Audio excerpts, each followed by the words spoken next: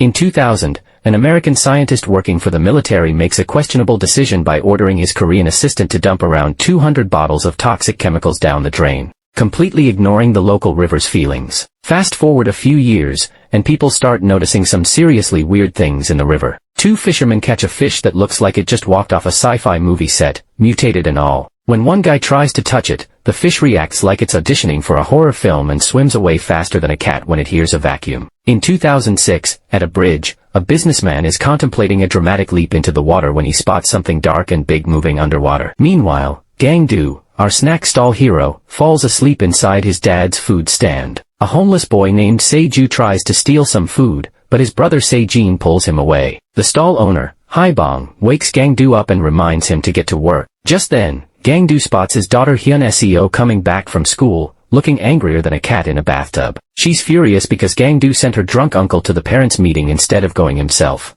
She's been ignoring his calls because her phone is older than some dinosaurs, and she's embarrassed to whip it out in public. In a rush, Gang-do and Hyun-seo dive into the stall, where Gang-do has a hidden box of cash he's been saving to buy her a new phone. They turn on the TV and catch the news about a dead body found in the Han River, but quickly change channels to watch Gang-do's sister Namju compete in an archery tournament. Haibong interrupts, sending Gang-do out with free snacks for some complaining clients. Outside, Gang-do finds some folks staring at a strange thing hanging from under the bridge. Curious, he throws a beer can, and the monster grabs it with its tentacle, gobbling it down like it's at an all-you-can-eat buffet. The excited crowd starts tossing all sorts of food into the river, but the creature disappears. Guess it's not hungry anymore. Just when everyone thinks it's safe to leave, the monster suddenly surfaces and starts chasing the crowd, tossing them around like rag dolls. The crowd panics and scrambles to escape, but the monster stomps on them like they're ants at a picnic. Some people dive into a container to hide, but the monster follows them inside and gets stuck. Tourist Donald and Gang-do rush to the other end of the container, opening the door for the few survivors to escape. The monster bursts out and continues its rampage, so Donald throws a floor tile at it, but it bounces off like a rubber ball. Then, Donald and Gang-do lift a heavy signpost and throw it, but it doesn't do any damage either. With a person dangling from its jaws, the monster jumps on Donald and starts hurting him while Gang-do makes a break for it. He finds the signpost again and this time throws it at the monster's sensitive tail, finally hurting it. Monster blood splatters on Gang-do's face as he runs again. But when Hyun-seo finally leaves the stall, Gang-do grabs her hand and drags her away with the crowd. The area is pure chaos, and many people fall, including Gang-do. He loses his daughter's hand and blindly reaches for it again before going back to running, only to grab the wrong teenager in the confusion. When he turns around, he's horrified to see the creature capturing Hyun-seo and taking her away as it jumps back into the river. No. Not my daughter. Gang-do jumps in after her, watching in despair as the monster spits out a human and replaces them with Hyun-seo before disappearing into the water. Moments later, the police and military surround the area like a bunch of overprotective parents. Gang-do and Haibong are forced to evacuate the stall, and Gang-do takes the box of coins with him, just in case he needs a snack fund. While the river area is closed up tighter than a drum, a funeral is held for all the victims of the incident. Namju arrives with her bronze medal, ready to show off her archery skills, but ends up crying for her dead niece instead. They're also joined by the third sibling, Nam-il, the only family member with a college education but currently unemployed because of his past as an activist. The whole family has a breakdown on the floor, gaining the attention of reporters who start recording or taking pictures. Nam-il reveals he heard about Gang-do grabbing the wrong hand and insults his brother for such a mistake, triggering a fight that must be stopped by the authorities. At that moment, a bunch of men in hazmat suits come in as a mysterious smoke starts filling the room. An agent says there are buses waiting for everyone and asks if anyone touched the creature. Gang-do mentions he got blood on his face, and the hazmat team immediately puts him in a special bag and drags him away. The news finally covers the incident, and we learn that Donald, the U.S. Army sergeant, lost an arm and was sent to a U.S. Army hospital. The military medics discovered that the body parts that came in contact with the creature are having a strange reaction and blamed it on an unknown virus. The U.S. Army sent a sample to the CDC, and they've confirmed the creature from the river is the host of the virus. Looks like we have a new contestant for the Creature Olympics. Now, special forces trained in biological warfare are the only ones allowed near the river. Fumigation units are working on cleaning the river area with the smoke, making it smell like a giant bug spray factory. All the people that were present during the incident and the funeral are sent to a hospital to be quarantined and tested. In the evening, Gang-do is scratching some spots on his back when suddenly his phone rings. He's shocked to hear Hyun's voice asking for help. She says she's in the sewers, but before she can share more, the communication cuts off. By the river, Two fumigation agents stop their truck when they see something. Suddenly, the monster comes out and knocks down an agent before landing on top of the truck. Minutes later, the creature leaves the guys in a sewer, where it's keeping a bunch of bodies to eat later. After the monster is gone, Hyun comes out of hiding from a hole in the wall and tries to wake the agent up, but the man is dead. Looks like he's not getting a promotion anytime soon. She also searches his pockets for a phone, but it isn't working. In the hospital, Gangdoo's family tries to tell a cop that Hyun is alive, but he doesn't believe them and says Gangdoo dreamed the call. Trying to prove his point, Gangdoo uses his phone to show how he saw the creature throw up a body, meaning his daughter could still be alive. The cop still thinks he was hallucinating and leaves after Haibong tries to bribe him. Moments later, the family sneaks out of the hospital and mingles among other patients in the corridor. A nurse recognizes Gangdoo's dyed hair and calls him out, so the family starts running and pushes people out of the way. In the elevator, they change back into their clothes, and Haibong confirms their ride on the phone. Soon, they make it to the parking lot, and a mysterious driver picks them up in a van. Namju isn't fast enough, and they almost leave her behind, but the driver makes a turn to find her while avoiding the people chasing after them. The cop tries to jump in too, so Gangdoo pushes him away. "Sorry, officer. No room for you." Eventually, the group reaches a warehouse outside town, where it's revealed that Haibong hired some criminals to get them out of the hospital and get them a few things that can help them find Hyun. The final bill ends up being way higher than expected, and the criminals won't accept Haibong's jewelry, so instead, they take all his credit cards. In the van, the siblings watch the news and learn they're wanted fugitives. The family leaves in a fumigation truck that the criminals got for them, with 2 hazmat suits, a few weapons, and a map of the sewers. Gangdoo and Haibong suit up in their hazmat gear like they're about to enter a sci-fi movie, while Nam-il and Namju hide under a blanket like a couple of kids playing hide-and-seek. At the security check, the manager raises an eyebrow and points out that this truck belongs to a fumigation company that signed up at the last second,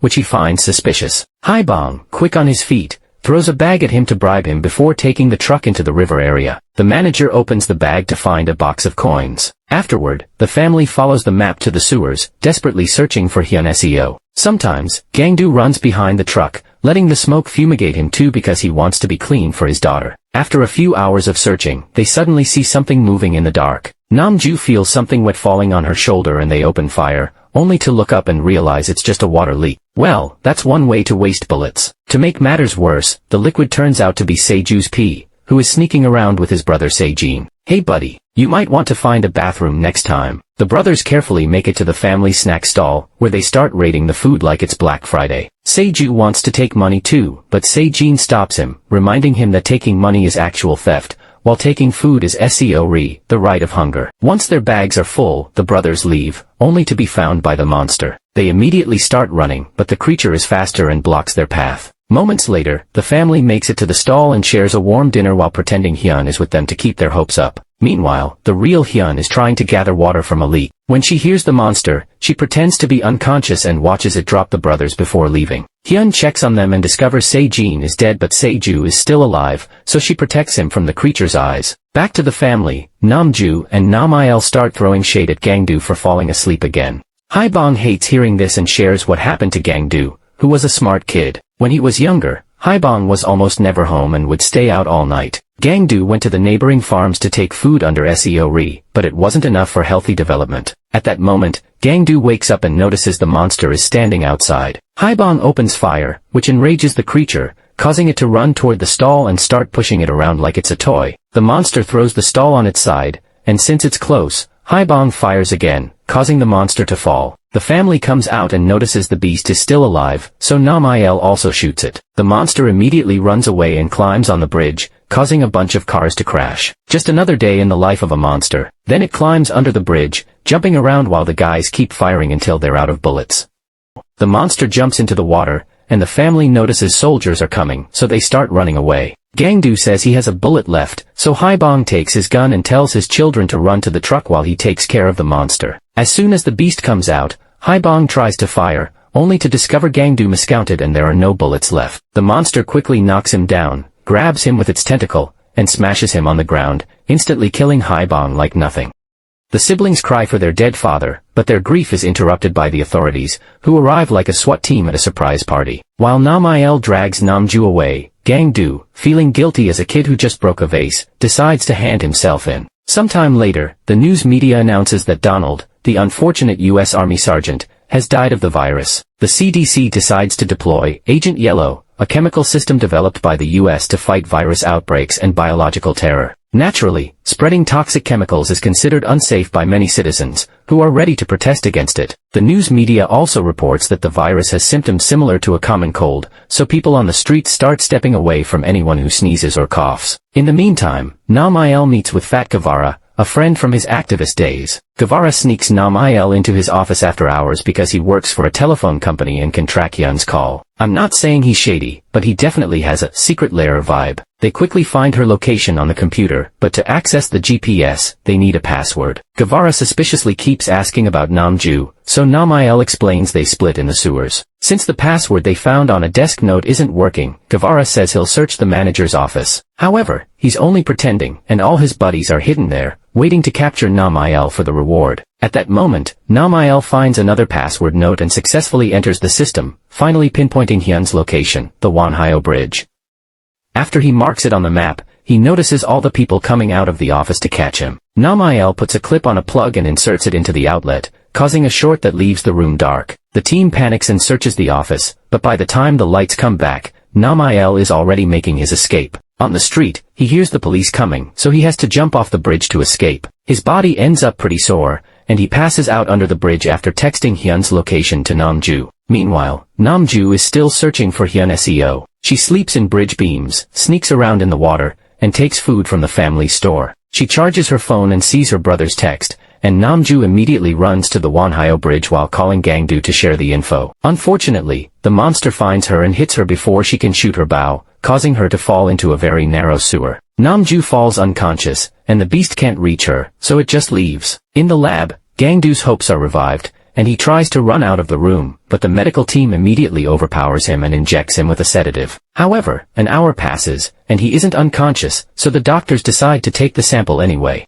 Gangdu screams in pain as the needle pierces his skin, catching the attention of an American doctor, who makes the others stop. Hey, no need for a horror movie here. With the help of a bilingual medic, Gangdu explains the situation with his daughter and how nobody listened to him. At first, the American doctor asks questions as if he's interested, but sadly he's only pretending to test Gangdu's psychological state. He decides the virus is causing dementia, so they must take a sample from Gangdu's head. The Korean doctor thinks this is a little too much, so the American guy takes him aside and explains the truth. By the way, Donald died of shock during the operation, and the autopsy didn't find any viruses. Gangdu's English isn't very good, but he understands, no virus at all, and demands an explanation. So you're telling me I'm freaking out for nothing? The doctors immediately take him to the operation room, where they take a sample from his brain. In the sewers, Hyun SEO takes clothing from the bodies and ties them together, adding a cop's baton at the end. With Seju's help, she throws it up and connects it to the sewer grill, but now it's out of her reach. At that moment, the monster comes back, so the kids run to hide in the hole and watch the creature throw up a bunch of human bones along with a beer can. Then it comes down to eat another person, only to hear the hiding duo.